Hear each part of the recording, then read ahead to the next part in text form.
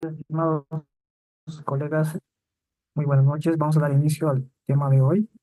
Vamos a abarcar los temas de medicina interna, ¿no? Que Recording in estamos progress. viendo sobre la distensión abdominal y la citis.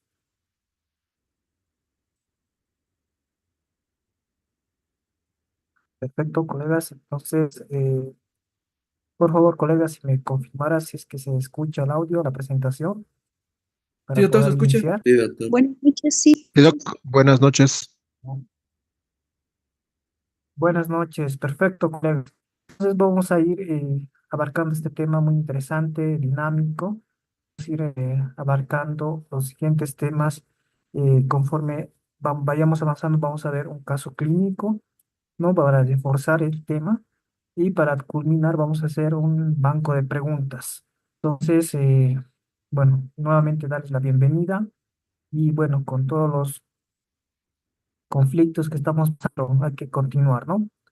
Entonces, continuamos, vamos a empezar con la disciplina abdominal, la citis, ¿no? Entonces, como asitis, ¿no? Tenemos que hacer un mapeo general, ¿no? Y esto obviamente basado en la biografía que se tiene, ¿no? Sobre la distensión y el marco de las 6 Fs, ¿no? Entonces, para hablar de una distensión, vamos a ver que hay presiones, ¿no? Hay volumen de la cavidad abdominal, ¿no? Entonces, allí podemos ver, por ejemplo, que podemos encontrar las 6 Fs, ¿no? Esto obviamente en una traducción de los flatos, una producción producidos por la aerofagia o el metabolismo bacteriano como o la causa del timpanismo, ¿no? La grasa, ¿no? El fat es sobre la obesidad o el síndrome de Cushing que puede igual incorporar a lo que es el aumento real del volumen del abdomen por tejido adiposo, líquido que puede localizarse en esta cavidad abdominal, no grasa, sino líquido, que pues lo vamos a denominar como citis, ¿no? Recordando el acúmulo de intraabdominal, ¿no? En el enfoque principal, ¿no? Que vamos a ver en importante, ¿no? Entonces también no vamos a ir viendo también que la distensión abdominal se va a ir viendo sobre el embarazo y el fetus, que puede ser una expansión del útero, ¿no? Obviamente fisiológico, ¿no? Y es ahí cuando vamos a ver que es perceptible a las 12 o 14 semanas, ¿no? Que también esto en muchas admisiones ha sido pregunta de examen, ¿no? Cuando, más que toda la parte ginecológica, ¿no? Cuando es perceptible el fondo uterino, que es perceptible a las 14 o 2 a 14 semanas, ¿no? De también ver la parte de las heces, ¿no? Que puede generar el estreñimiento o alguna obstrucción del intestino, por lo cual puede generar la... Y por último, algunos tumores sólidos, abscesos o visceromegalias que puedan generar una hepatomegalia o una esplenomegalia, que también puede ser parte de el incremento de la presión intraabdominal, ¿no? Entonces, vamos a dar una pantalla general sobre la distensión abdominal, ¿no?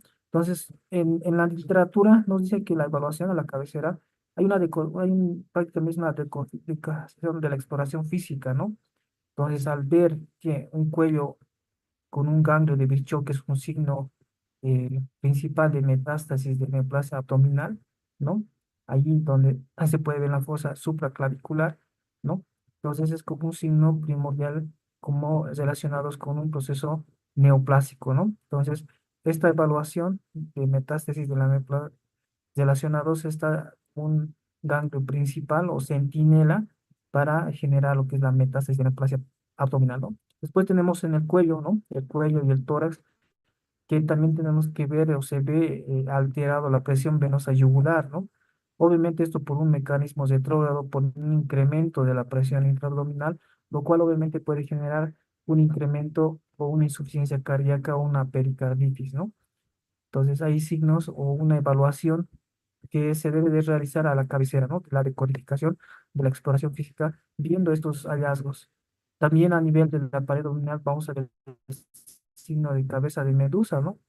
Una característica principal, ¿no? De la CIDI por una circulación colateral, ¿no? Abdominal venosa, por lo cual esto también se ha añadido como las arañas vasculares relacionados a la hipertensión portal y la hepatopatía, ¿no? Entonces, el signo clásico de la cabeza de medusa, pues todavía sigue predominando en la circulación colaterales relacionados con la atención portal, ¿no? Algunos datos de unos hallazgos en la percusión nos indican que el timpanismo obviamente es dominante, ¿no? La distensión por gases intestinales y la matidez, ¿no? Que puede ser cambiante según la presencia de tumores sólidos o líquidos, ¿no? Que requiere al menos de hasta litro y medio para una detección física, ¿no? Entonces, también por el ultrasonido es algo muy importante que es para detectar hasta 100 ml, ¿no? Entonces, tener en cuenta sobre esas características que tenemos que tener en cuenta, ¿no? Ya después, para ver estos, como mencionábamos, la ecografía, ¿no? La literatura menciona cuándo se puede ver con la ecografía, ¿no? Para hacer, por ejemplo, un protocolo FAST, ¿no? Para poder ver líquido abdominal en el abdomen, ¿no? Entonces, la ecografía prácticamente puede observar hasta 100 ml. Desde los 100 ml de concentración, ¿no? Es el umbral de detección. Pues, ¿cuál es el umbral de detección para la identificación por ultrasonografía? Es a partir de los 100 ml, ¿no? Entonces, con un transductor convexo, ¿no? Viendo obviamente en espacio de Morrison, ¿no? Saco de Douglas, espacio hepatopleural, ¿no? Entonces, se puede identificar el líquido a partir de los 100 ml, ¿no? El umbral, ¿no? El umbral de detección para identificar este tipo de alteraciones en la cavidad abdominal, ¿no? La limitación, obviamente, la inadecuada para la adenopatías retroperitoneal o lesiones pancreáticas por interferencias de gas, que puede, obviamente, sabemos muy bien que en la ultrasonografía, ¿no? El gran enemigo es, pues, el gas, ¿no? Que prácticamente no nos deja identificar con exactitud el líquido abdominal para su cuantificación, ¿no? Y obviamente para poder ser identificado, ¿no? Entonces, eso tenemos que tener en cuenta respecto al cómo, ¿no? Desde cuándo, en qué cantidad se señala, ¿no? Aquí vean igualmente la tomografía, ¿no? Con un corte transversal, o un hígado cirrótico, ¿no? Nodular, ¿no? Ven esta imagen en el hígado que se puede evidenciar con hepato y esplenomegalia, ¿no? Y obviamente el líquido, ¿no? Aquí señalado con las flechas está el líquido acítico, ¿no? Periférico. Obviamente un estudio que también ayuda para identificar las características de concentración de líquido a nivel peritoneal. Esta imagen inferior, una carcinomatosis periférica, ¿no? Que permite detectar engrosamientos y tumores primarios, ¿no? Entonces, obviamente todavía sigue siendo el gol estándar en relación al abdomen, ¿no? Para pedir un abdomen contrastado, incluso para identificar algún tipo de alteraciones vasculares y alguna de órganos, ¿no? Como el páncreas o algo, trombosis mesentérica. Entonces, dentro de la fisiopatología que menciona la literatura, de la cascada fisótica, lo vamos a denominar, ¿no? Menciona que obviamente el aumento de la resistencia al flujo sanguíneo intrahepático, ya sea por una causa hepática, ¿no? Extrahepática, es el aumento de la resistencia al flujo sanguíneo intrahepático, ¿no? Recordando que la hipertensión portal obviamente recoge de las tres venas principales, ¿no? Para formar la vena porta y obviamente eso va a impedir el flujo retrógrado que tiene que ingresar hasta la vena cava inferior, ¿no? De ahí, obviamente, hay una alteración del óxido nítrico, va a haber una liberación del óxido nítrico y por su naturaleza esto es un vasodilatador, ¿no? Esta vasodilatación extrema, pues, va a hacer que haya extrema o va a haber una vasodilatación de las arterias esplácnicas, por lo cual, obviamente, va a ir generando una extravasación de los líquidos al la cavidad abdominal, ¿no? Por lo cual, obviamente, hay pérdida de líquido al tercer espacio, va a haber una hipovolemia efectiva, ¿no? Va a haber una hipovolemia, una disminución del volumen circulante efectivo percibido por los riñones. Y esto va a hacer que, obviamente, como mecanismo compensatorio a la hipovolemia perdida en el tercer espacio en cavidad abdominal, haya la secreción de la hormona antidiurética, ¿no? Entonces, es así que, obviamente, la activación del sistema simpático, el sistema adrenina-angiotensina-aldosterona, va a activar este mecanismo vicioso, ¿no? Que prácticamente es una hipovolemia y la hipovolemia está generando que es un líquido, ¿no? Pero como se dan cuenta, el líquido pues se está perdiendo en tercer espacio. no está bien el organismo, ¿no? Y el resultado final de todo esto es la retención masiva de agua y sodio por los riñones, ¿no? Incrementando, obviamente, aquí es como una pila, un grifo abierto, ¿no? En cavidad abdominal. Mientras más se esté absorbiendo, pues se está empezando a acumular en la cavidad abdominal, ¿no? Entonces, en esta imagen, recordando igual sobre la fisiopatología, estos mecanismos son, obviamente, en los mecanismos exudativos no cisóticos, ¿no? Representan casi el 15% de los casos, ¿no? Como la carcinomatosis, la peritonitis tuberculosa, la citis pancreática, ¿no? Como causas no cisóticas, ¿no? Aquí no va a haber un incremento de la presión o la resistencia vascular del sistema porta, ¿no? ¿Cuál es el mecanismo de la formación? Hay un revestimiento alterado por las células tumorales o los tubérculos que se cubren el peritoneo. Prácticamente aquí ya no es un mecanismo vascular, sino obviamente un mecanismo del revestimiento alterado del peritoneo por las células tumorales, la exudación, ¿no? Proteica generada obviamente de un líquido con abundante concentración de proteínas. Lo vamos a ir viendo cómo vamos a hacer el gradiente Gasa, ¿no? Para poder identificar entre las características que nos pueden dar a la etiología. Y esto obviamente va a arrastrar el arrastre de líquidos, ¿no?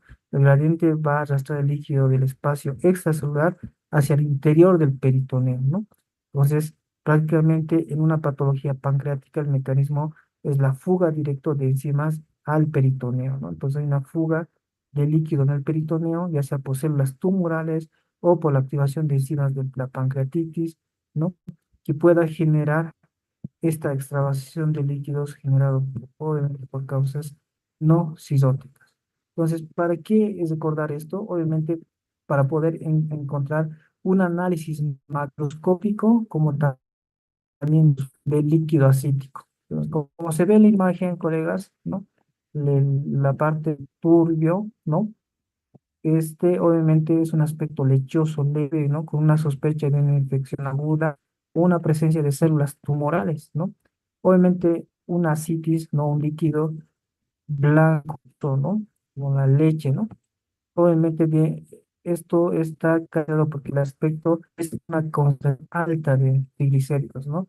El aspecto de kilo, ¿no? Que prácticamente se basa en más de 200 miligramos por eh, 100 ml, ¿no? La causa, obviamente, esto puede ser asociado a la rotura linfática por traumatismo, cistosis o algunos tumores, ¿no? Dentro de la característica de blanco lechoso, tiene un aspecto casi biliar con alta concentración de subinas y obviamente está relacionado con la perforación de las vías biliares. O puede ser negruzca, ¿no? Y densa y señalado en estos casos como una necrosis pancreática severa o una metástasis de melanoma, ¿no? Entonces, el análisis macroscópico del líquido acítico da esas orientaciones, ¿no? De turbio en la sospecha de infección aguda, ¿no? Una peritonitis bacteriana espontánea, blanco lechoso, ya obviamente el aspecto de kilo, ¿no? Viendo si no es un trauma, cirrosis, ¿no? Porque hay la alta concentración de triglicéridos, la pared oscura, ¿no? Que ahí, obviamente, si tiene aspecto biliar, este líquido, obviamente, sospechar en una perforación de la vía biliar y negruzco cuando hay alguna alteración en relación a la pancreatitis severa o una metástasis de algún melanoma, ¿no? Entonces, obviamente eso en el componente macrovascular y en el componente, en el concepto gasa, ¿no? Que es el gradiente alveolo el gradiente de la albúmina, ¿no? Obviamente del suero y del líquido acítico, ¿no? Obviamente esto comprendiendo según las fuerzas de la ley de Starling, ¿no? Entonces la fórmula, ¿no? Obviamente la albúmina en suero menos la albúmina en el líquido acítico, ¿no? Entonces este gradiente, la concentración de las diferencias de la concentración de albúmina es muy importante, ¿no? Entonces, y esto es comprendiendo la ley de Starling, ¿no? Entonces, si la presión hidrostática, ¿no? Es el que va a hacer que la presión portal es expulsado al líquido, expulsando el líquido, pero la presión oncótica es aquel que va a retener, ¿no? Esto por el incremento de la presión oncótica, ¿no? Entonces, estas dos fuerzas son equilibradas, ¿no? Mientras si disminuye la presión oncótica, obviamente va a aumentar la presión hidrostática, ¿no? Entonces, esta ley de Starling, según las dos fuerzas oncóticas y hidrostáticas, son fundamentales para poder llegar a hacer un diagnóstico muy importante. Entonces, el principio, ¿no? Como dice ahí en la presentación, el gradiente gasas refleja directamente la presión dentro de los sinusoides hepáticos. Es el biomarcador más preciso para confirmar o descartar hipertensión. Un gradiente, ¿no? De albúmina elevado mayor a 1,5 gramos indica que la ascitis se debe a un aumento de la presión hidrostática, ¿no? Eso quiere decir que hay un incremento de la presión portal que supera la presión oncótica, ¿no? Y obviamente como supera esta presión oncótica, ¿no? Ese lo que va a generar es que va a haber una transudación o un incremento por una extravasación de líquido al intersticio, ¿no? Entonces, para eso tenemos estos algoritmos que nos van a dar prácticamente el algoritmo de diagnóstico, ¿no? Entonces, la decisión del cálculo, ¿no? De este gradiente Gasa nos van a reflejar como puntos de corte que lo mantiene la literatura como un gradiente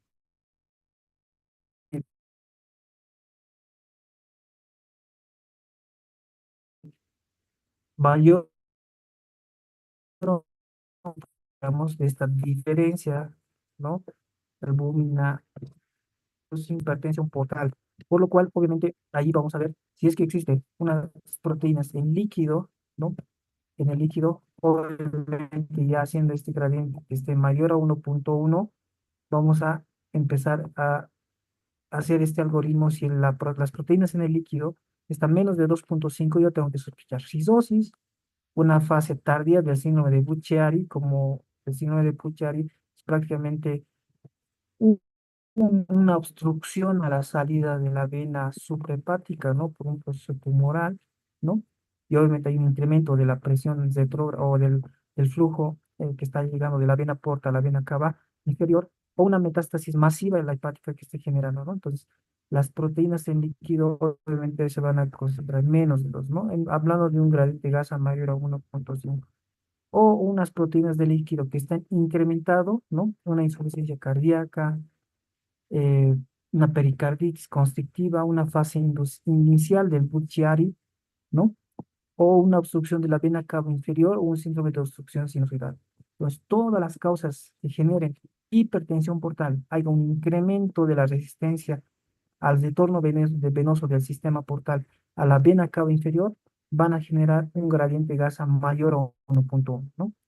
Entonces, y cirrosis, Buchiari, metástasis hepática, insuficiencia. Obviamente esta diferencia, ambos generan una hipertensión portal, pero obviamente uno podemos mencionarlo como una causa netamente hepático o a nivel hepático, donde obviamente hay una disminución de las proteínas, y la otra que no está relacionada con la parte hepática, ¿no? Donde prácticamente aquí es más el compromiso, por ejemplo, cardíaco, ¿no? Una insuficiencia cardíaca, que haya un compromiso de corazón derecho en retorno con un incremento de la precarga y va a generar una hipertensión portal, ¿no? Una fase inicial del Buchiari, alguna obstrucción de la vena cava inferior o el síndrome de obstrucción sinusoidal, ¿no? Todo relacionado con la fase vascular y con la fase hepática está con un gradiente gasa mayor a 1,1. Y si el gradiente está menos de 1,1 gramos por 100 ml, hablamos que aquí no hay una hipertensión portal, ¿no? O sea, prácticamente acá es el problema extrahepático, ¿no? Puede haber fuga de bilis, ¿no? Como causa de la citis, un síndrome nefrótico, una pancreatitis o una carcinomatosis peritoneal o la tuberculosis que nos da un gradiente gasa, ¿no? Menor a 1,1 gramos por 100 ml. Entonces, muy importante esto, ¿no, colegas? De poder diferenciar el gradiente gasa, ¿no? Como causas de cada uno. Por ejemplo, ¿no? Por ejemplo, una pregunta que se ingresa, la tuberculosis, ¿no? Peritoneal, provoca, ¿no? Una concentración gasa menor a 1,1, inciso A o inciso B mayor a 1,1, o todos o ninguno, ¿no? Entonces, hacer este abordaje de este árbol de decisiones según el gasa es muy importante para poder recordar y obviamente aplicarlo a un futuro, ¿no?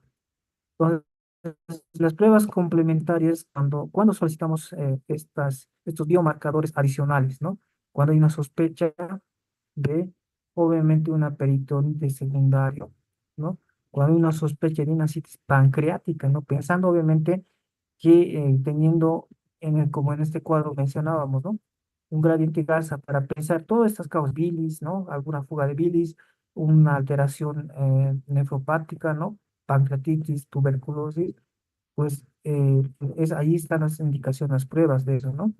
Entonces, a partir de la peritonitis secundaria, pues tenemos que a la vez solicitar la LDH, ¿no? Para poder hacer estos hallazgos, ¿no? La glucosa obviamente puede estar menos de 50 miligramos de cilindro, la LDH muy superior a los niveles séricos, ¿no? Y obviamente tiene indicios de múltiples patógenos o perforación, ¿no? En el patrón de una peritonitis secundaria, alguna alteración que esté generando, ¿no? Una rotura de víscera, por ejemplo. La sospecha de ascitis pancreática, ¿no? Obviamente se tiene que solicitar la amilasa, la concentración de líquido acético va a estar mayor a 1 miligramo, ¿no? A 1 gramo por 100 ml. Ese es el patrón de un gasa, ¿no? Elevado también. Y de la sospecha de tuberculosis, que aquí tenemos que pedir el test de la adenosina desaminasa y el cultivo, ¿no? Y los hallazgos que se puede interpretar en esta acá, pues prácticamente es el ADA, ¿no? La adenosina desaminasa que está mayor a 30 unidades por litro. Entonces, obviamente la sensibilidad es mayor a 90% en los cirróticos y también se puede hacer el Frotis bar, ¿no? Y la sospecha de carcinomatosis obviamente es el estudio citológico, ¿no?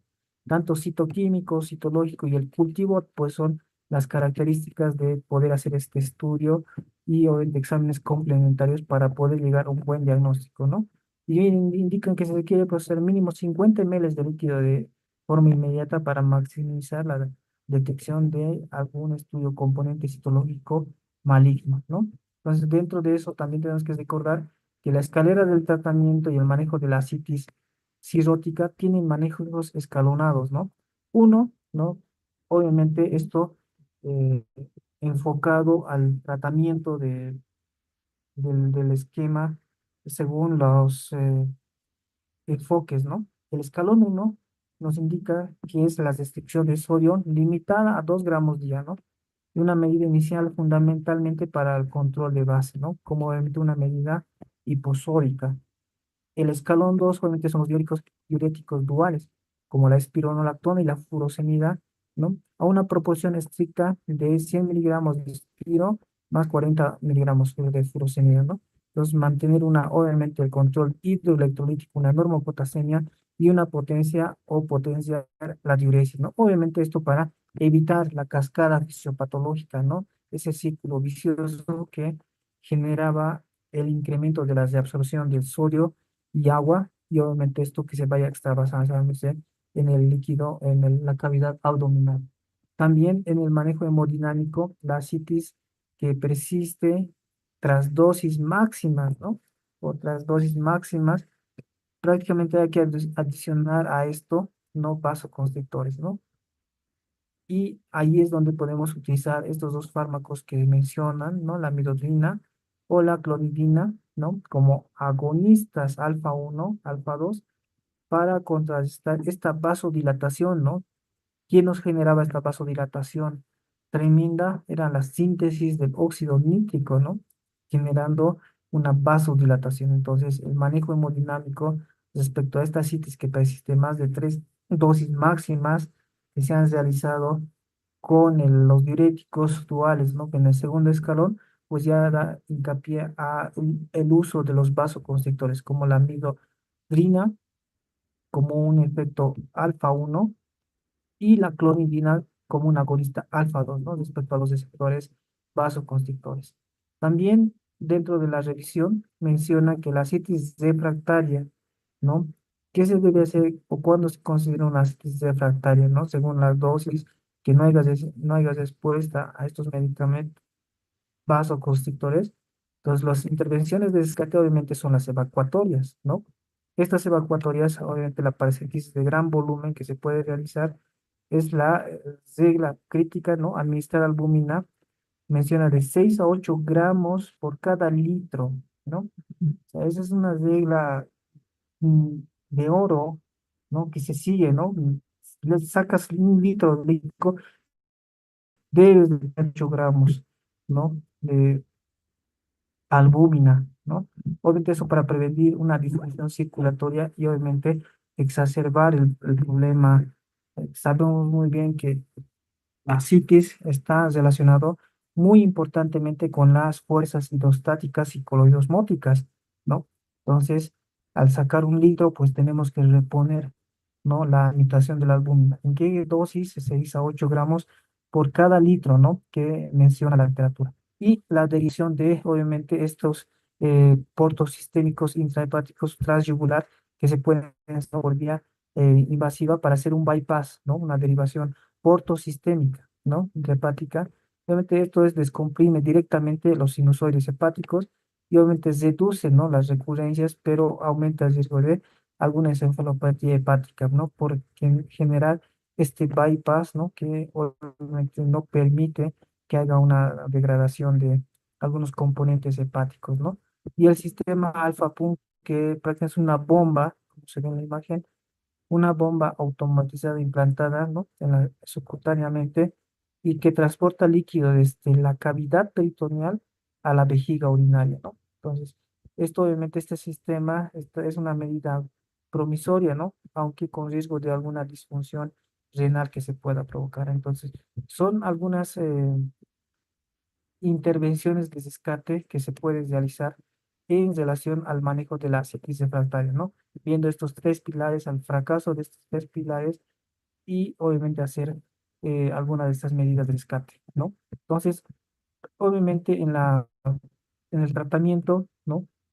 De la alerta clínica frente a una peritonitis bacteriana espontánea, ¿no? Tenemos que realizarlo cuando obviamente esté mayor a o igual a 250, ¿no? El diagnóstico frecuente es el cuento de leucocitos, polimorfonucleares mayor a 250, ¿no? Células por microlitro, ¿no? El líquido acítico y obviamente la paracentesis en las primeras 12 horas reduce la mortalidad. Entonces, el diagnóstico clave para una peritonitis bacteriana espontánea es el recuento de leucocitos de polimorfonucleares mayor a 250 células, ¿no? Y obviamente en la microbiología y el tratamiento, obviamente es dominada por los gram negativos como la E. coli y la Klebsiella, ¿no? Y allí el protocolo IB nos recomienda la cefotaxima, ¿no?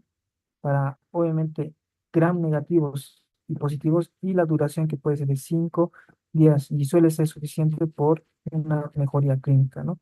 Entonces, dentro para el manejo de un protocolo microbiológico y un tratamiento en relación a la peritonitis bacteriana espontánea, ¿no?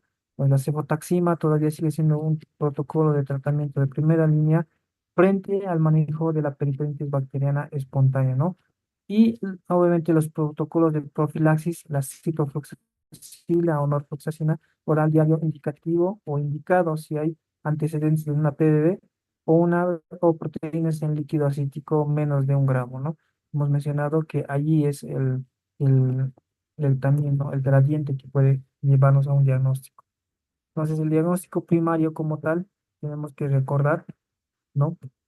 La síntesis de la referencia es obviamente el diagnóstico primario, ¿no? Hacer el análisis GASA es el anclaje del diagnóstico, ¿no? Como mencionamos, mayor a 1.1 es la discriminación del origen portal, con alta precisión analítica basándose en la ley de Starling, ¿no? Entonces, un diagnóstico primario y reconocer la fisiopatología hepática, ¿no? La citis hidrótica no es solo un problema de fluidos, ¿no? Es una cascada hemodinámica profunda impulsada por la vasodilatación. ¿Por qué la vasodilatación? Por el óxido nítrico, ¿no? Que genera la vasodilatación de las arterias plánicas. Y la secreción neurohumoral, que obviamente va absorbiendo sodio y agua y va generando ese círculo vicioso, ¿no? Y la disciplina terapéutica, el manejo exige un enfoque escalonado, estricto, ¿no? Desde el control de la dieta hiposódica, ¿no? Máximo 2 gramos días y la proporción de diurético 100, ¿no? De espiro y 40 de furo, ¿no? Hasta las intervenciones mecánicas requiriendo siempre reposición de la albúmina, ¿no? De 7 a 8 gramos por cada litro de líquido acítico, ¿no? Entonces, con todo esto vamos a pasar al caso clínico para que sea más interesante y vamos a ir viendo después el banco de preguntas. Mis colegas es un paciente de 58 años, ¿no? Alcohólico crónico, hace 25 años, ¿no? Consulta por un aumento progresivo del perímetro abdominal, edemas en miembros inferiores y disnea de esfuerzo. Entonces, obviamente, como en la imagen de este varón, ya tiene antecedentes de alcohólico crónico, ¿no? 2 años, ya con algunos datos, ¿no? El antecedente, obviamente, es consumo de alcohol de 120 gramos días de alcohol, una hepatitis viral desconocida, episodios previos de ictericia y no, obviamente, no tiene un tratamiento regular. El examen físico de 160 milímetros de mercurio en la presión arterial, una frecuencia cardíaca 96, una ictericia leve, ¿no? Arañas vasculares a nivel de la región facial y a nivel también de la cavidad abdominal. Una citis tensa, ¿no? Una metástasis cambiante, ¿no? Positiva y hay edemas en miembros inferiores.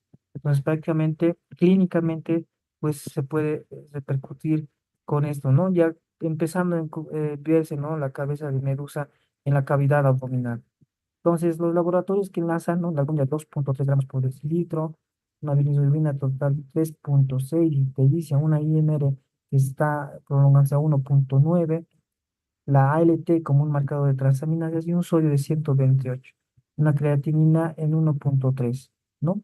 Entonces, se realiza la paracentesis y mira, la albúmina sérica de 2,3 gramos, como mencionábamos, con datos ya de hipoalbuminemia, y la albúmina en la citis, en el líquido acítico de 1,1. Entonces, este gradiente gas a salir de 1,2, ¿no? Mencionábamos mayor o igual a 1,1 son compatibles, obviamente, con datos de hipertensión portal. Entonces, si nos vamos a nuestro algoritmo de diagnóstico, pues tenemos que ver esta relación, ¿no? Y obviamente los polimorfos nucleares que están de 120, el cuento celular de 120 por cada milímetro cúbico de líquido, ¿no? Y obviamente el cultivo salió negativo.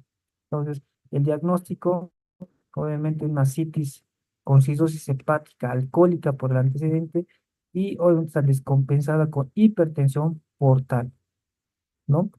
Entonces, la fisiopatología clave de esto es que hay una hipertensión portal por la vasodilatación del óxido nítrico, esplácnica, activación del sistema de angiotensina-aldosterona, retención de agua y sodio y persiste la fuga capilar haciendo la citis, ¿no?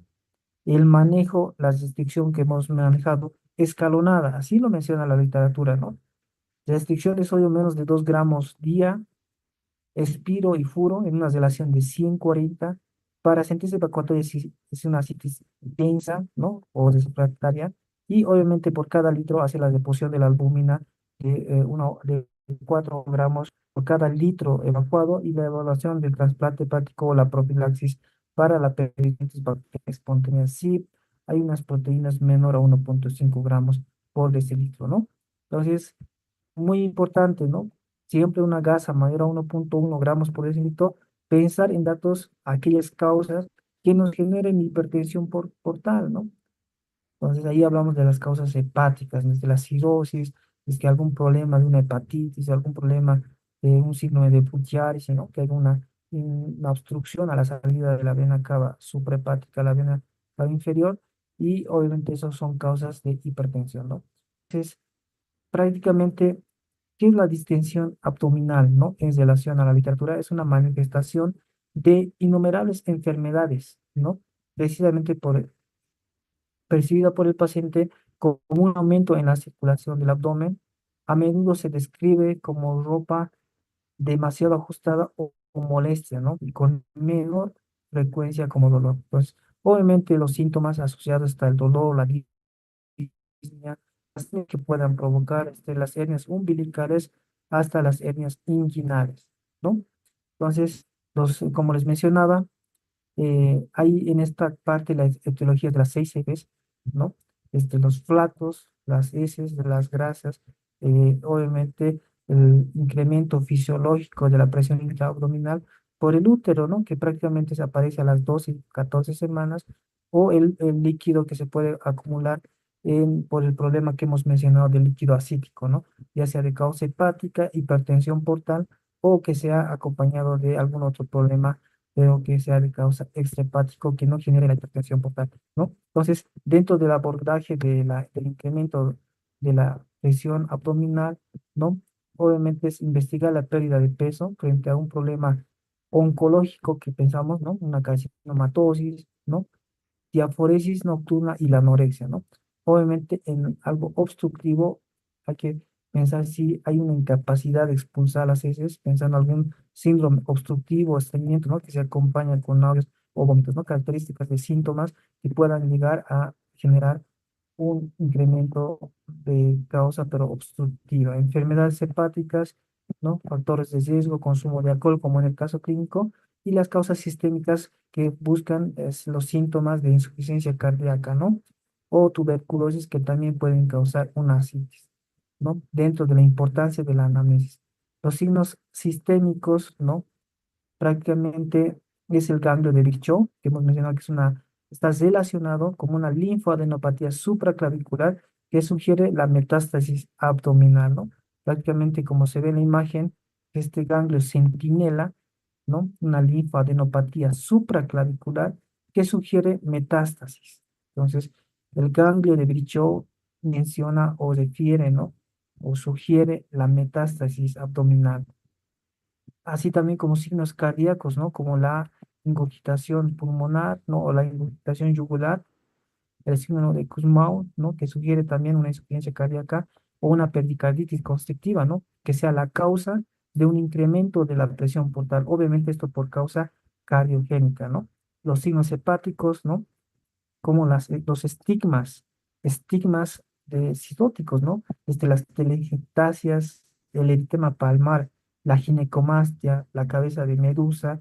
Obviamente eso dan los signos o los estigmas de un paciente con una hepatopatía crónica, ¿no? Viendo en la exploración física, ¿no? Ahí como se ve en la imagen, estamos viendo el ganglio centinela, ¿no? De Virchow, que nos indica que este nos sugiere, ¿no? Una metástasis abdominal, ¿no? Netamente en la fosa supraclavicular, ¿no? Una linfoadenopatía característica de una metástasis abdominal, una carcinomatosis abdominal, ¿no? Entonces, en el examen físico, ¿no?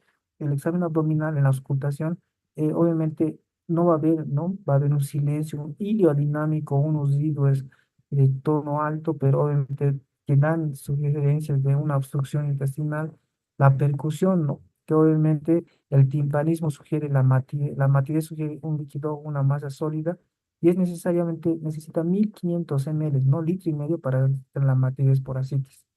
La palpación, obviamente, el dolor y puede ser generar alguna masa y puede ser generado con pulsiones tumorales. Algo muy importante, la ecografía, cuando es el método de elección, obviamente para verificar, pero ¿qué puede pasar? El umbral era de 100 ml, ¿no? Entonces, cuando ya hay de 100 ml, ya puede identificar en la ecografía. Obviamente, el enemigo de esto es obviamente el aire, ¿no? Evacúa hepatosplenomegalis y hay una detección nodular del hígado y es inadecuadamente para el retroperitoneum, ¿no? Obviamente la tomografía se utiliza si es sospecha de cáncer o enfermedad del páncreas para descartar algún proceso tumoral, ¿no? O una pancreatitis. Ahí como se ve en la imagen, ¿no? Vean cómo se ve el líquido acítico que está bordeando la parte hepática, ¿no? Entonces, la ascitis no una alteración que puede generar de las asas intestinales y puede generar una ascitis refractaria, ¿no? Para esto, obviamente, tenemos que tener en cuenta la reposición y las medidas, ¿no? Que nos sugieren según los pilares del manejo de la ascitis. Para todo esto, tenemos también criterios hemodinámicos, ¿no? Hablando de ascitis, y estos son estándares, ¿no? Gradiente de presión venosa hepática. Este gradiente de presión venosa hepática, ¿no? Está relacionado, ¿no? Prácticamente con un incremento, ¿no? Lo normal obviamente es por debajo, ¿no? Que haya una hipertensión, una presión portal menos de 5, pero ya cuando se dice una hipertensión portal, cuando hay un incremento, ¿no? De este gradiente de presión venosa hepática, ¿no? Este gradiente de venosa hepática si supera los 5, y hay una hipertensión, pero si supera los 10 milímetros de mercurio, se asocia con mayor riesgo de complicaciones, como cuáles, varices, ascitis, hemorragias parciales, ¿no? Entonces, un punto de corte relacionados con estas alteraciones con, esofágicas, incremento de la presión venosa, ¿no? Y las hemorragias por hipertensión portal es cuando supera, ¿no? Mayor a 10 milímetros de mercurio, ¿no?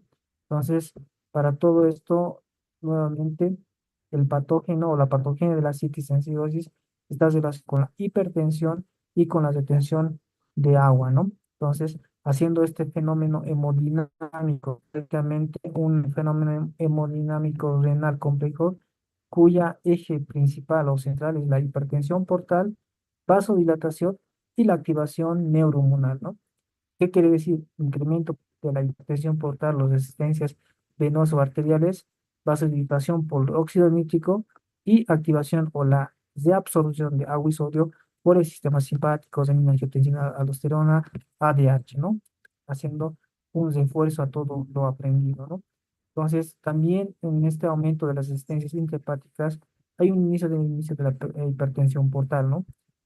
Puede haber una fibrosis pulmonar o fibrosis hepática, perdón, ¿no? Una activación de las células estelares hepáticas y obviamente una disminución del heno, ¿no? O sea, disminuye el óxido nítrico dentro del hígado, ¿no? Y aumenta la vasoconstricción intrahepática.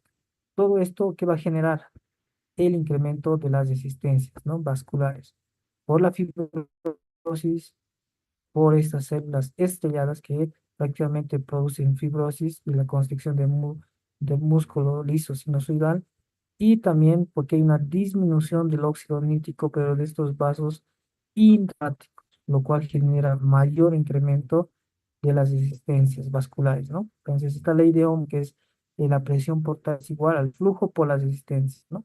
Por tanto, aunque el flujo sea normal, la presión portal se eleva por causa de esta hipertensión portal generado a nivel hepático, ¿no? Puede ser por estas triadas, fibrosis, células estrelladas que van a fibrosar el músculo, ¿no? Y en la disminución del sistema hemos, ¿no?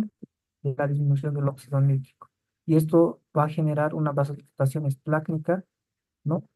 Generando fuera del hígado, como ocurre lo contrario, ¿no? Prácticamente aquí ya va a incrementarse el óxido nítrico, va a aumentar el factor de crecimiento y el factor de necrosis tumoral alfa, ¿no? Vasodilatación, secuestro de líquido y nuevamente genera el riñón una hipovolemia producido porque hay un líquido de extravasación y va a empezar a absorber sodio, agua por un sistema neurohumoral, ¿no? Como mencionábamos, sistema simpático, renina, angiotensina, aldosterona, hormona antidiurética que va a producir retención de sodio, agua, ¿no? Y obviamente la vasoconstricción renal y la extracción de la disminución de la extracción o la excreción de sodio, ¿no? Entonces, esta es la fisiopatología de la citis y las diferentes etiologías que se pueden presentar, ¿no? Entonces, los resultados de la cirrosis prácticamente es esta curva peritoneal, ¿no? De ascitis del gradiente Gasa que hemos mencionado, que puede ser obviamente ocasionado por causas cirróticas y obviamente como un cómplice que es un sistema neurohumoral respecto a la génesis de la alteración, ¿no? Entonces, la valoración de la citis, obviamente hemos mencionado que es por el gradiente Gasa, ¿no? Mayor a 1.1, colega, siempre pensar en datos de hipertensión portal, menos de 1.1, obviamente no hay datos de hipertensión y pensar en peritoneo, ¿no? Buscar si hay datos de exudado, líquido, inflamación, carcinomatosis, peritonitis, tuberculosis, ascitis pancreatitis. Pero cuando el gradiente gas está mayor a 1.1, ahí sí es causa hipertensión portal. Ahí tengo que buscar todas las causas de hipertensión, hígado o corazón, ¿no? O el síndrome de Buchiari que estamos mencionando, ¿no? Entonces, este algoritmo, por favor, colegas, yo quisiera que se lo vean porque es muy interesante, como hemos mencionado, desde la etiología, desde este gradiente Gasa, desde ver las causas presinusoidales, sinusoidales o posinusoidales. Esto está relacionado con una gradiente Gasa mayor a 1.1. Hemos relacionado, está relacionado con la hipertensión, pero dentro de estas hay también presinusoidales, sinusoidales y posinusoidales, ¿no?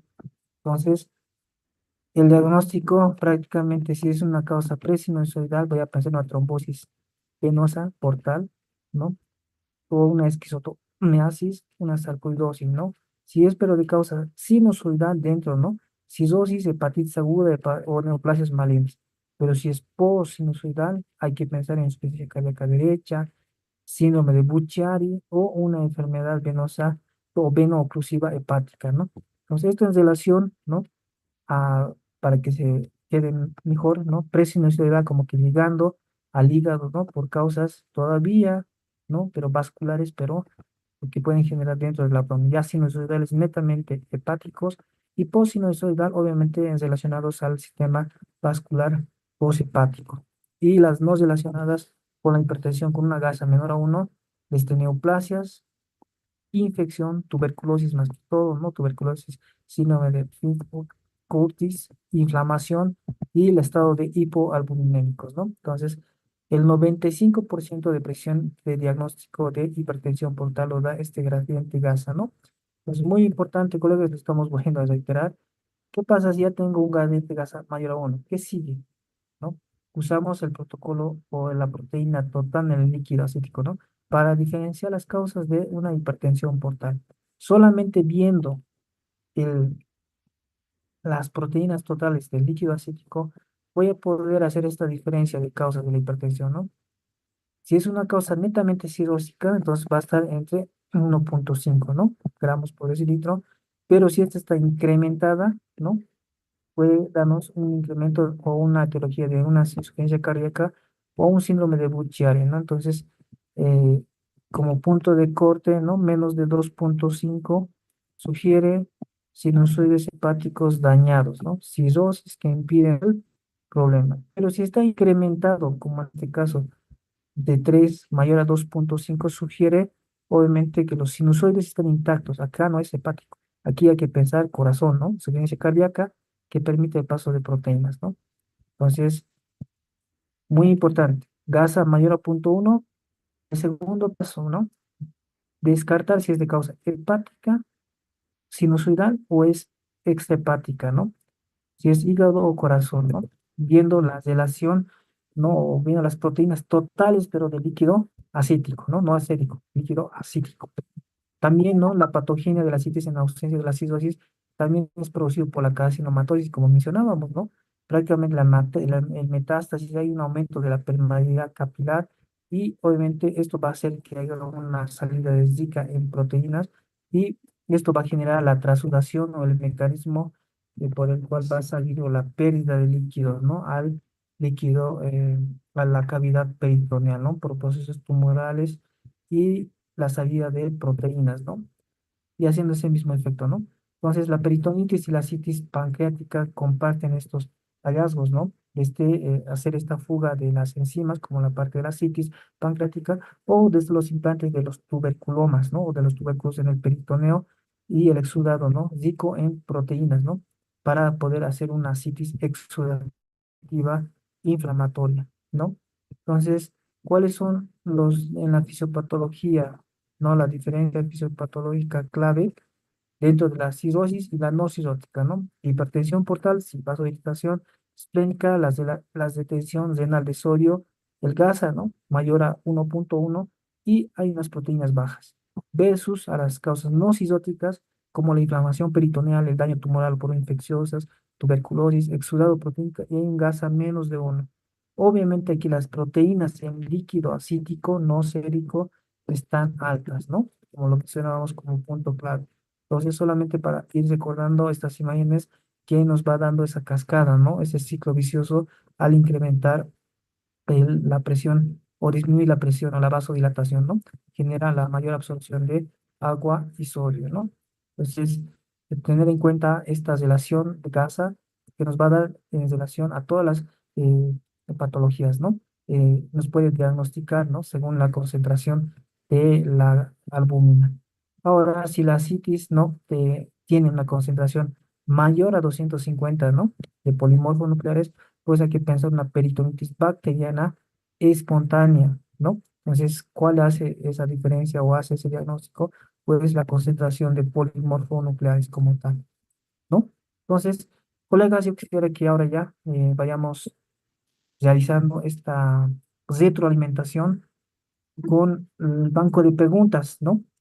Y así vamos a ir reforzando este tema para que, bueno, se quede a una memoria a mediano y a largo plazo, ¿no? Para que ya en el siguiente, en las siguientes ondas, ¿no? Dentro del calendario académico, pues ya sea más fácil, ¿no?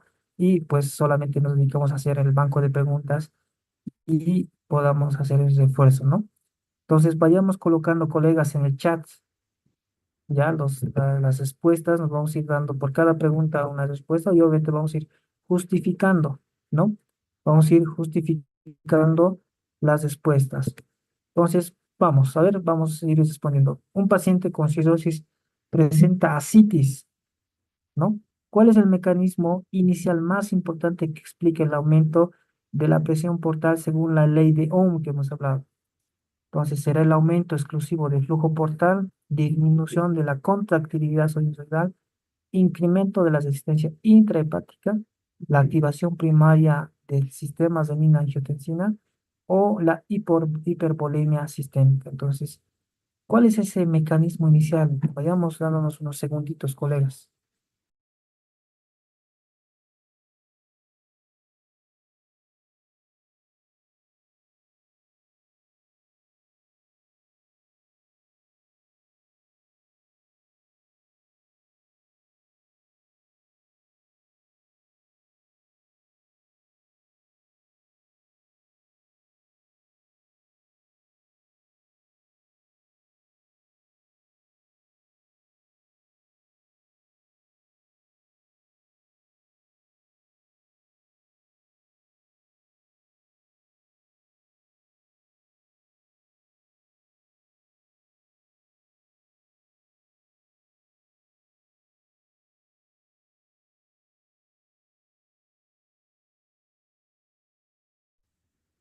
Ya, entonces, el mecanismo principal, ¿no, colegas? Como lo han ido respondiendo en el chat, ¿no? He visto las respuestas. Prácticamente, ¿no? El paciente es el mecanismo principal, el incremento de la resistencia, ¿no? Todo incremento, ¿no? Que hemos mencionado dentro de la ley de Ohm, genera un incremento de la resistencia intrahepática. ¿Qué es lo que provoca dentro del mecanismo de la cirrosis? Hemos mencionado que hay todo lo contrario que lo que pasa a nivel extrahepático, ¿no? Hemos mencionado que hay una disminución, ¿no? De la síntesis del óxido nítrico por el enos, ¿no? Eso aumenta la vasoconstricción, ¿no? Versus a lo que pasa a nivel extrahepático. Entonces, todos los mecanismos sinusoidales que incrementan el sistema, la resistencia intrahepática es el primer mecanismo, ¿no? Vayamos con la segunda pregunta, colegas, así vamos a ir participando. Ver, en la citis o en la cirrosis, perdón, existe disminución de la producción intrahepática de, bueno, ¿qué es lo que pasa a nivel intrahepático? Creo que lo he mencionado, pero a ver, vayamos viendo si están atentos. Yo creo que lo van a responder rápido, ¿no, colegas?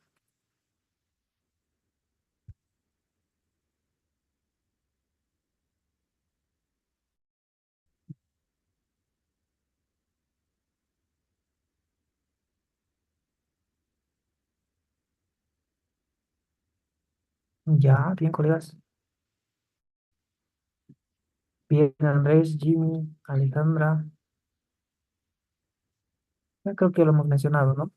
Entonces, dentro del hígado, ¿no? Aquí hay una disminución de la producción de óxido nítrico por el sistema enzimático ENOS, ¿no? Entonces, pierde esa regulación de la vasodilatación, ¿no? Entonces, muy diferente a lo que pasa a nivel del intrahepático versus al extrahepático a nivel vascular, ¿no? Bien, colegas, perfecto, vayamos con esta pregunta. ¿Cuál es el efecto sistémico del aumento del óxido nítrico en la cirrosis? ¿Qué pasa? A ver, vayamos viendo las respuestas, vamos a ver si estaban atentos, colegas.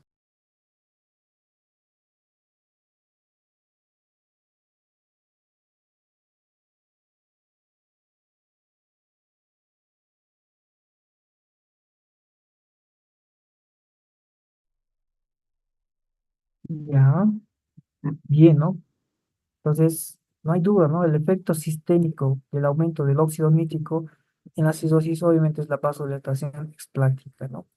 Entonces, lo contrario a lo que pasa en el nivel intrahepático, ¿no? Tenlo muy en cuenta, ¿no? Porque algunas preguntas que se han ido realizando, algunas gestiones pasadas. ¿Cuál es la hormona es liberada específicamente como parte de la respuesta compensatoria renal?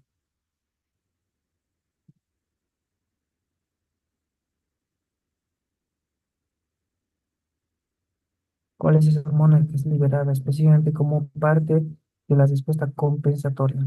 Era la insulina, la eritropoyetina, la ADH, aldosterona, cortisol.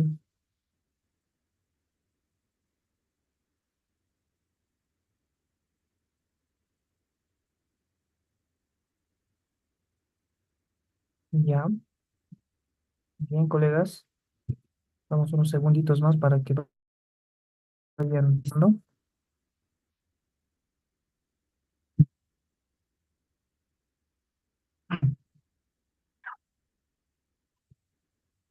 Ya, correcto, colegas. Entonces, miren, hemos mencionado, ¿no? Esa compensatoria versus, obviamente, es la primera compensación que permite esta compensación absor- absortiva de agua, sodio, que es la hormona antidiurética. Eso hace que a nivel de los túbulos, ¿no? Genere la absorción. Obviamente, porque no hay pérdida de líquido a nivel por el organismo, pero sí hay pérdida de líquido a nivel de tercer espacio, ¿no? Como la cavidad abdominal, ¿no? ¿Cuál es el sistema que se activa junto con el sistema simpático para favorecer la detención de agua y sodio? O sodio y agua en la acidosis. Vayamos respondiendo, colegas.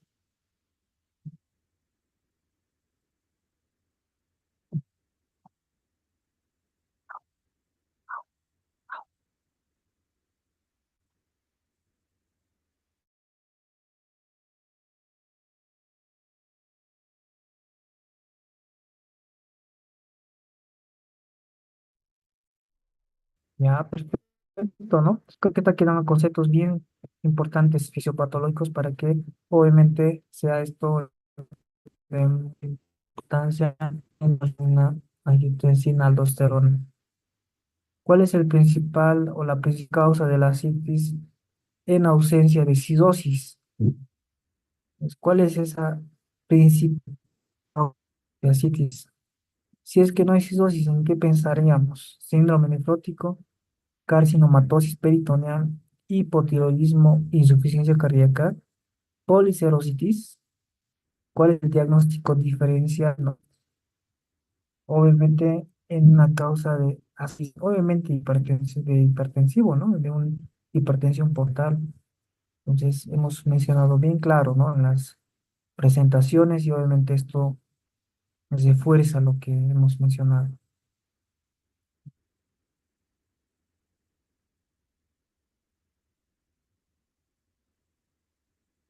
Ya, bien, colegas, perfecto, ¿no? Algunos. Entonces, la primera o la principal causa, ¿no? Obviamente al eh, descartar cirrosis, ¿no? Como datos, obviamente está relacionado con la carcinomatosis peritoneal, ¿no? Como un diagnóstico principal en ausencia de cirrosis. ¿Qué característica define al líquido de ascitis en la carcinomatosis peritoneal? ¿Qué característica define al líquido de la ascitis, ¿no? En la carcinomatosis peritoneal. Bajo contenido proteico, obviamente de líquido acítico, alto contenido de triglicéridos, ¿será? Abundante proteínas, alta bilisubina o hay una hipoglucurraquia.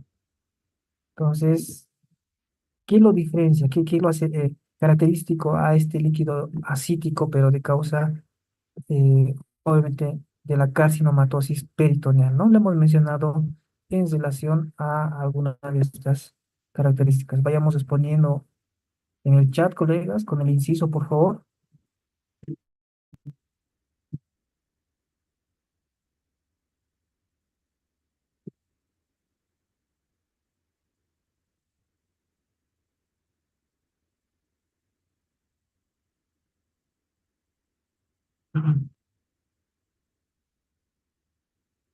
Ok. Entonces, lo característico que hemos mencionado, ¿no? Es la medición o la cuantificación, ¿no? Que hemos mencionado, mayor a 2,5 gramos, ¿no? De la cuantificación de las proteínas, ¿no? Que es una característica principal, ¿no? Para llegar al diagnóstico de la carcinomatosis peritoneal. Obviamente fuera de lo que es el gradiente gasa, ¿no? Una citis con líquido lechoso, triglicéridos mayor a 1000 miligramos de litro, corresponde a qué tipo de pancreática, tuberculosa, quilosa, biliar, hemorrágica. Entonces, ¿cuál es la característica de este líquido acítico? Vayamos exponiendo a chat, ¿no? Es lechoso, hemos mencionado, les he mostrado en la imagen, ¿no? Las diferentes características y cada uno qué nos representaría, ¿no? Cómo tiene que ser la característica macro de una pancreatitis o el líquido acítico de una pancreática de origen pancreático, o una tuberculosa, una quilosa, una biliar y una hemorrágica. ¿Qué pensaríamos cuando tenemos estas características, ¿no? De una concentración alta de triglicéridos.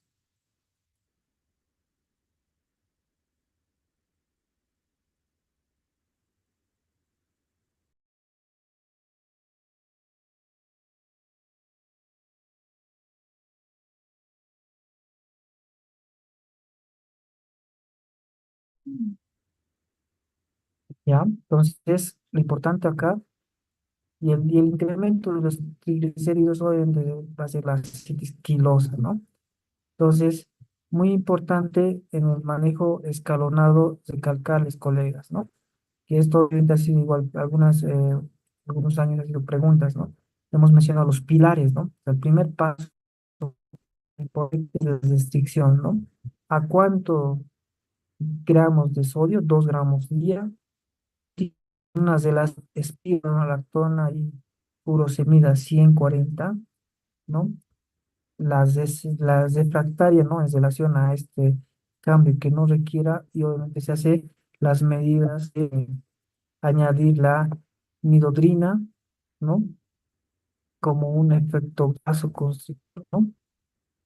Obviamente suspender todos los beta bloqueantes resistentes y obviamente el paso 4 como patro, la paracentesis, ¿no? De gran volumen en relación, ¿no? A la reposición con albúmina, ¿no? De 4 a 8 gramos por cada litro de líquido acítico, ¿no? Entonces, tomar en cuenta siempre el tratamiento de la citis cirrótica no complicada, ¿no? Obviamente las medidas iniciales son obligatorias, ¿no? Como hemos mencionado, las restricciones de sodio y el tratamiento farmacológico de primera línea van a ser siempre los diuréticos, ¿no? La espironolactona más la furosemida en una relación 140, ¿no? Obviamente una proporción clásica, ¿no? La dosis máxima que se puede dar de estos medicamentos es hasta 400 de espiro y 160 de furosemida, ¿no? Obviamente, dentro de la espironolactona, la delación o los efectos colaterales o adversos es la hiperpotasemia, la hiponatremia, la ginecomastia dolorosa y si hay ginecomastia, obviamente se puede utilizar la amilolarida de 5 a 10 a 40 miligramos día, ¿no? Muy importante en relación al tratamiento de una situación no complicada. Ya obviamente a la resistencia al tratamiento que hemos mencionado, ¿cómo lo vamos a definir, no? Y obviamente hay una persistencia a pesar de todo esto, la restricción, ¿no? Y las dosis máximas toleradas de los diuréticos que hemos mencionado de 400 miligramos de espiro y 160 de furosemida. Y aquí se añade lo que es esto, la vasodilatación, ¿no? Generar los vasoconstrictores como la midodrina, ¿no? Un alfa 1 que hemos mencionado, agonista, y la clonidina, un alfa 2, ¿no?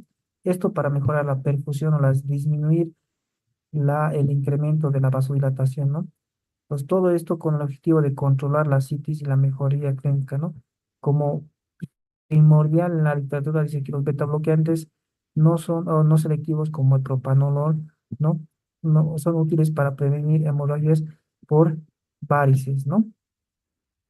Entonces, tener muy en cuenta, ¿no? Igual la reposición de cada litro de líquido drenado se debe de poner de 6 a 8 gramos de albúmina, ¿no?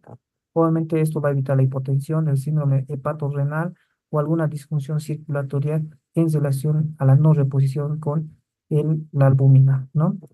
Entonces, esta extracción de grandes volúmenes siempre tiene que ser en relación a la reposición de la albúmina, ¿no? Entonces, ya para ir viendo también esta característica del sistema de derivaciones portosistémicas como una medida, ¿no? Para hacer este bypass, tenemos que realizar, ¿no? Y esto hemos mencionado, ¿no? Que conecta la vena porta, ¿no? Con venas hepáticas y disminuye la presión portal, ¿no? Y la formación de la citis, ¿no? Es un sistema que genera una bomba automática, drena la citis directamente a la vejiga, ¿no? Pero ¿cuál es la complicación que puede generar este sistema de una bomba automática? Obviamente las fallas técnicas que puede generar la disfunción renal o algunas infecciones asociadas a estas, ¿no? Las desventajas obviamente son mayor frecuencia de encefalopatía hepática, porque estamos haciendo que no haya ese fenómeno de primer paso, ¿no? ¿No? Y la mayor frecuencia de encefalopatía hepática, ¿no? Por eso. Y la ventaja es que hay menos recurrencias recurrencias que la paracentesis, ¿no? Entonces, esto en relación, vamos a ir culminando con este último bloque de banco de preguntas. Vayamos respondiendo al chat, colegas. La primera medida terapéutica en un paciente con ascitis cirrótica es, vayamos reforzando en el chat, colegas, ¿cuál es esa primera medida?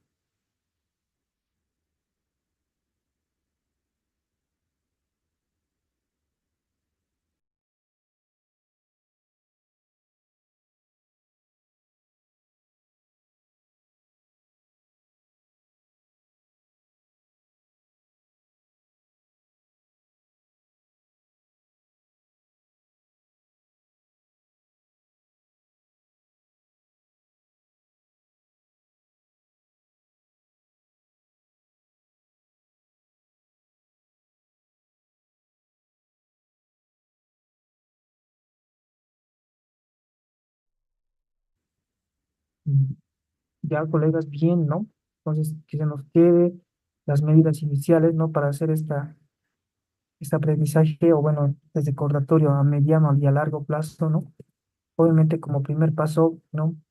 Las restricciones son de a 2 gramos día, ¿no? Para evitar la otra medida, ¿no? Vayamos con esta segunda pregunta, colegas. ¿Cuál es el efecto adverso limitante clásico de la espironolactona? ¿Cuál es el efecto adverso que tendríamos que utilizar otro medicamento, hemos mencionado, ¿no? Y obviamente es clásico. ¿Qué provoca? Vayamos poniendo el chat.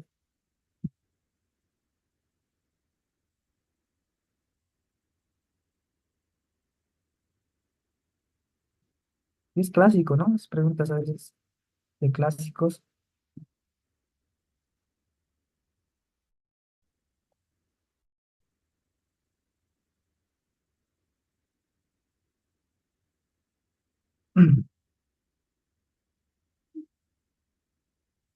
Ya. Entonces, ¿no? Es obviamente una característica de un efecto adverso respecto al uso de la espironolactona, ¿no? Entonces, ¿qué pasa en esto? ¿Qué hacemos en el caso de que se presenta la ginecomastia por espironolactona?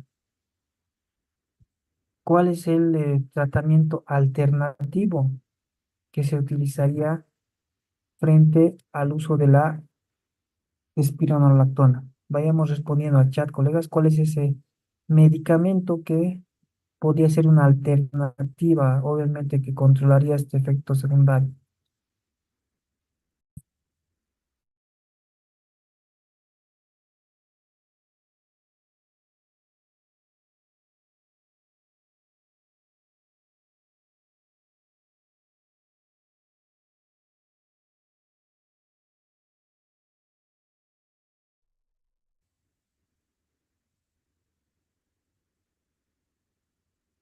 Ya, correcto, ¿no? Ahorita te hemos mencionado que un efecto o un tratamiento alternativo por este efecto genera la espermatozoides la minoría, ¿no? Es muy importante, ¿no? Este banco de preguntas, ¿no? La citis cirrótica resistente, ¿cómo se define? Presencia de ascitis con hiponatremia, falta de respuesta a la albúmina, persistencia pese a restricción de sodio y a dosis máxima de diuréticos, o la presencia de encefalopatía o la citis de origen tumoral. ¿Cómo definíamos ascitis cirrótica resistente o refractaria? Vayamos respondiendo al chat, colegas.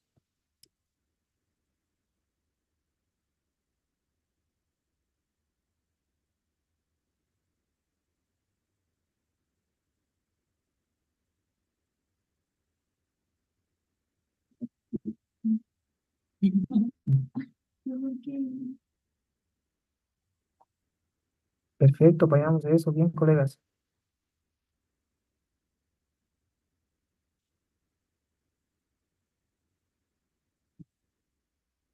Bien, ¿no? Entonces mencionábamos que no, si no hay respuesta a la primera medida de restricción de sodio y a la segunda, al segundo escalón el uso de los diuréticos, ¿no? A espiro, furosemida o amilorida furosemida, a las dosis máximas, ¿no? Que hemos mencionado 400 de espiro y 160 de puro, pues prácticamente era una definición de una ascitis cirrótica resistente. ¿Qué fármaco se utiliza como vasoconstrictor esplácnico en ascitis resistente? ¿Será Omol, midodrina, verapamilo, hidralazina o enalapril? Pues, ¿cuál es aquel fármaco que se utiliza como vasoconstrictor esplácnico, netamente esplácnico, ¿no? Aquí no estamos hablando de la noradrenalina, ¿no? Como algún vasoconstrictor, ¿no? Entonces vayamos respondiendo al chat, colegas. Oye,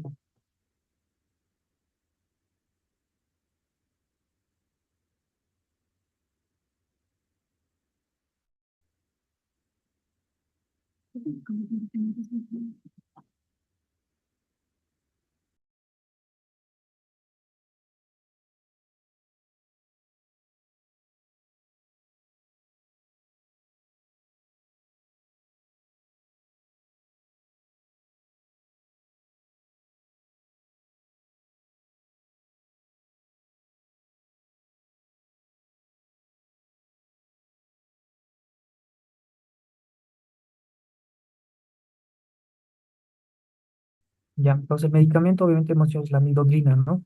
Como un medicamento vasoconstrictor, pero esplácnico, ¿no? Entonces, tener en cuenta. Durante una paracentesis de gran volumen debe administrarse albúmina. ¿Cuál es la dosis, colegas? Por cada litro de líquido acítico que se debe de reponer, obviamente de albúmina. ¿Cuál es esa dosis, colegas? Bien, colegas, bien, Samuel, bien, Alejandro.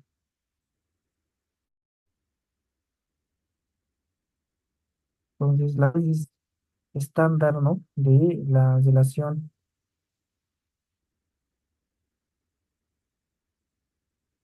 Danitza-Bien, ¿no? Es la de 6 a 8 gramos por cada litro de líquido acítico drenado, ¿no? Es una dosis recomendada en relación a la literatura, ¿ya? ¿Cuál es la principal ventaja, ¿no? De estos bypass, ¿no? Frente a la paracentesis de gran volumen. ¿Cuál era esa ventaja que nos recomendaba, ¿no? Respecto a la paracentesis, que obviamente la paracentesis te podría generar una peritonitis bacteriana espontánea, ¿no? Entonces, al generar estos dispositivos automatizados, ¿qué generaba? Disminución de la mortalidad, menor riesgo de infección, reducción de la recurrencia de ascitis, menor riesgo de encefalopatía o por lo que es menor costo hospitalario. Entonces, ¿cuál es la ventaja de estos dispositivos automatizados frente a la parasíntesis de gran volumen.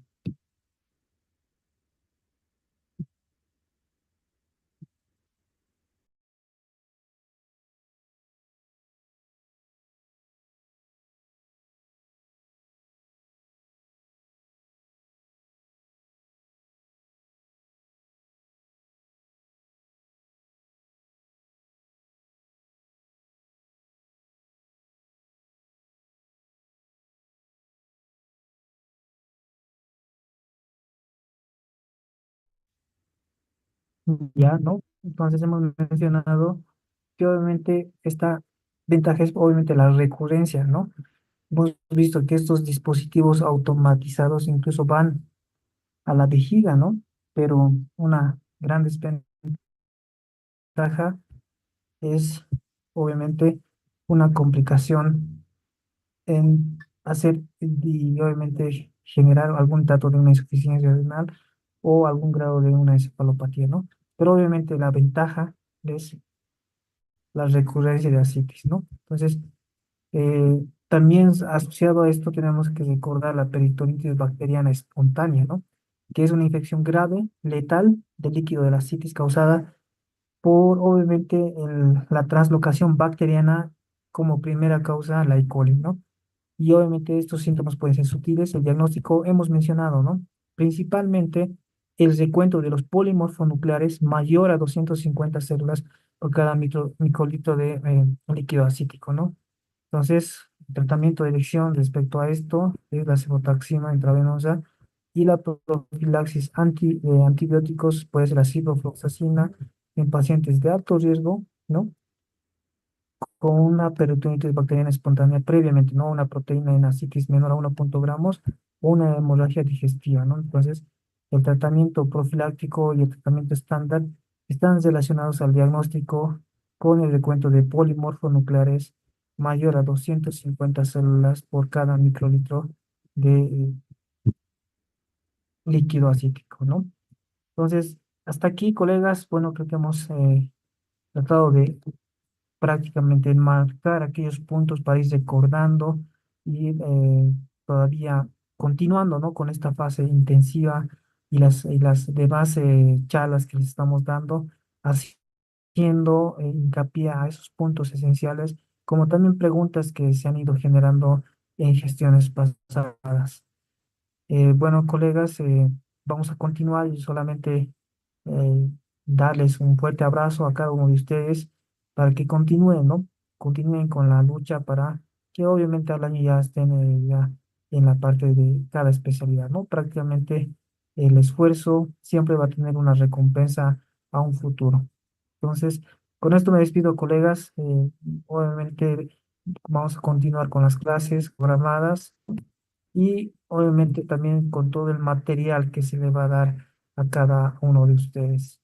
Que tengan un resto de jornada, aliméntense, coman sano, aunque no hay muchas cosas, ¿no? Por el ejemplo, nos vemos, colegas, sigan, continúen con todas las esperanzas y las fuerzas. Nos vemos en una próxima oportunidad.